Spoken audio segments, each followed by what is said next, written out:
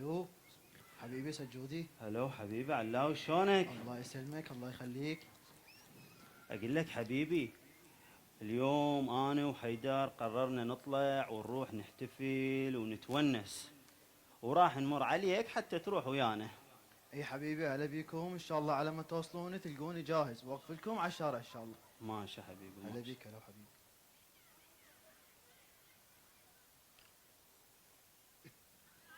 اقول لك اليوم الحفلات ترى مختلطه وهاي فرصتنا.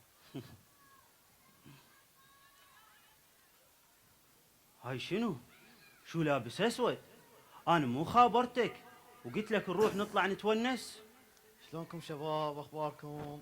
معذرة طبعا شباب، بس تدرون هاي الليالي الفاطمية وانا تقصدت انه تجوني، واليوم ثالث على استشهاد فاطمة الزهراء عليه السلام، وحاب تساعدوني بالمجلس.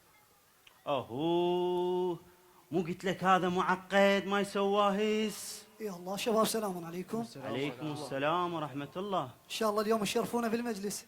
لا والله شيخ نعذرنا، احنا مقررين اليوم نطلع ونتونس، واليوم راس السنة والعالم كله محتفلة بولادة السيد المسيح، واحنا ما عندنا اي اشكال يعني. قابل حرام؟ لا خب، هو بالعكس مو حرام، الاحتفال مو حرام، لكن الاحتفال يكون حسب ضوابط، خاصة احنا اليوم نعيش الليالي الفاطمية، ذكرى شهادة الصديقة الكبرى عليه السلام. واذا كان اكو احتفال، الاحتفال يكون حسب ضوابط شرعية. اليوم انا من اريد احتفل بنبي كون اذكر اخلاقه، موعظته، ادب هذا النبي. انتم تدرون في زمن السيد الشهيد رضوان الله عليه هناك عائلة مسيحية اعلنت اسلامها، ومن سألوها ليش اعلنت اسلامك؟ قالت كان البابا القديس الاكبر ما يخبرنا ان مريم سلام الله عليها كانت محجبة محتشمة، ولا كان عيسى سلام الله عليه لا يشرب الخمر ولا يسوي معاصي. فاحنا بفضل الاسلام عرفنا هذه الامور.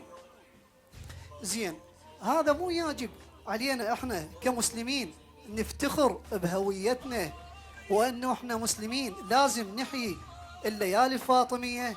انا ما الومكم، صح اكو تقصير موجود، طالب العلم لازم ياخذ دوره بالمجتمع، كذلك انتم كشباب لازم تاخذون دوركم ويكون لكم دور، وتهتزون بهويتكم وتلتصقون بمرجعيتكم. سجاد انا شو اقتنعت بكلام الشيخ، خلنا نحضر المجلس. فاطمه الزهراء كان رادوا لك قبر القضيه الفاطميه، وردنا لك القضيه الفاطميه ممكن توضح لي اياها؟ انا بخدمتكم ان شاء الله. اليوم انتم تشرفونا بالمجلس، وان شاء الله ارويكم قضيه استشهاد الزهراء عليه السلام. تفضلوا يا ونيتهم مليح ورده من السماء وبضلوعك رمح.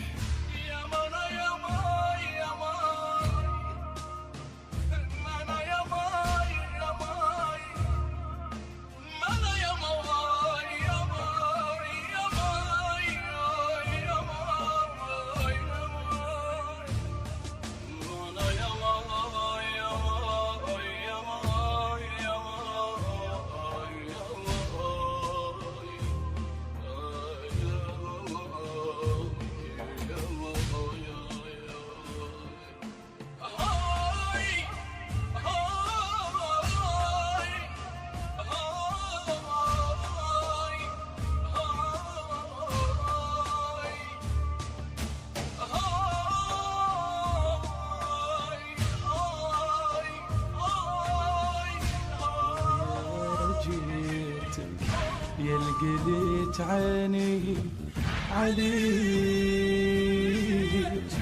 جيت يا عباس اقول لك رايح رايح، جيت اقول لك